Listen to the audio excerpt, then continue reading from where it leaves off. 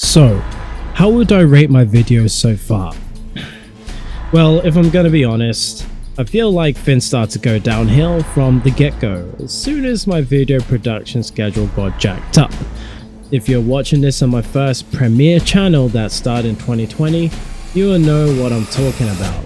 However, if you're watching this on my official channel that started 2021, you will have no idea what I'm talking about since I would still be releasing videos weekly and I wouldn't have missed one up until this point.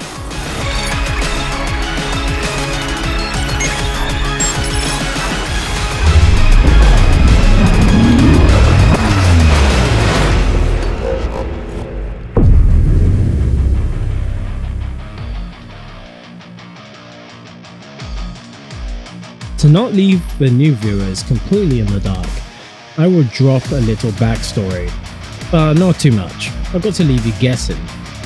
In 2020, I started a YouTube channel where I challenged myself to release one video a week without trying to get any views.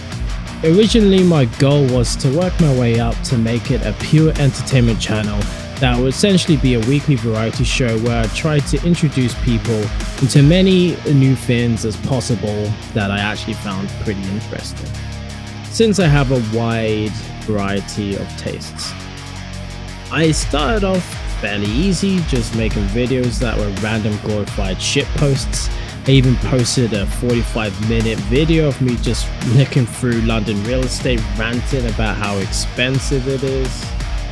I was really optimistic that I was going to be able to take the discipline and skills gained from releasing a weekly show and turn it into a seriously entertaining, high production value show. Corona put a bit of a damper on my plans. For the show I wanted to make involved a lot of live at the scene action, which would only be inappropriate now. To make things worse, work didn't really turn out how I wanted it to, and I got salty and I started to feel pessimistic about the future. I ultimately made a decision that I needed to focus more carefully on my career as a software engineer instead of trying to prematurely transition away into entertainment just because I found it more interesting. Fortunately, one thing I identified to boost my street cred was to create this channel, which also allowed me to attempt being more entertaining. It was a win-win. I get to work on building a channel and a community which will in turn help me further my career as a software engineer.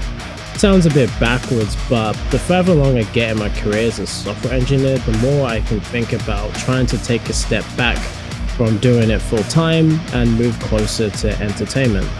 You've heard me say that I want to retire age 30. I'm currently 25, so I have about 4.5 years to achieve this goal. Essentially, if you get good enough at what you do and you gain enough recognition, then instead of having to work in engineering teams, you can just instead advise the team and make a lot more money a lot faster. Not that it's easy to do that, but it is possible to make whole salaries in a matter of weeks at this level. With that kind of money, I won't have to spend much time working to be financially stable. Also, it gives me more confidence in being able to step back and work on my ventures. That may or may not pay out depending on how well I do.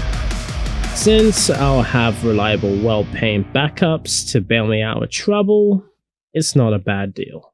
That brings me to today, where I had a little blip and fell really behind in my video production. And I will not lie, it stressed me out much more than I thought it would, since I'm not the type to really get stressed. The problem is I felt like it's come out in the past few episodes, since I've tried to rush them through in an effort to not fall even further behind. I hope with this video I'll finally be caught up, and from next week the coherence of the videos will go up. To a certain degree, I'm being a bit hard on myself, since the direction of the show is inherently vague, since it's just the ramblings of the world's most combatant software engineer. However, I feel like I can still do a much better job on steering the direction of the content towards more software related stuff, rather than just going on these random tangents. One thing that is truthful, the story of a software engineer isn't always about software. In fact, there will be periods where software engineering isn't very important at all. That's one of the periods I'm currently going through, so please bear with me, as I'm human too, and humans have other needs like pooping. Oh, well, yeah, like pooping. Eating's important too, gotta remember that. On the flip side, things will really start to get interesting this year, I can assure you of that. There have been a lot of things aligning themselves under the scenes that are in the works. I'm so excited to start working on them, so you bet you're going to be the first ones to hear about it. So once again, I apologize for getting off track with the Rocket League video and also mashing your faces with confusing maths without really taking any time on it. I'm continually evolving my writing process so things like this can't happen again in the future. Also working on how I can really make telling my story more of a thriller to keep you guys on the edge of your seats. Part of the solution is simply getting up to more interesting things, which I've already checked tick box for that for the future. The other part is being really careful of how I'm writing episodes to make sure that they flow better from episode to episode by building suspense and using well-known storytelling techniques to be more captivating.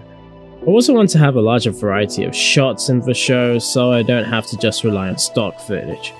Ooh, I'm so excited. I really hope I don't let myself down by falling behind again.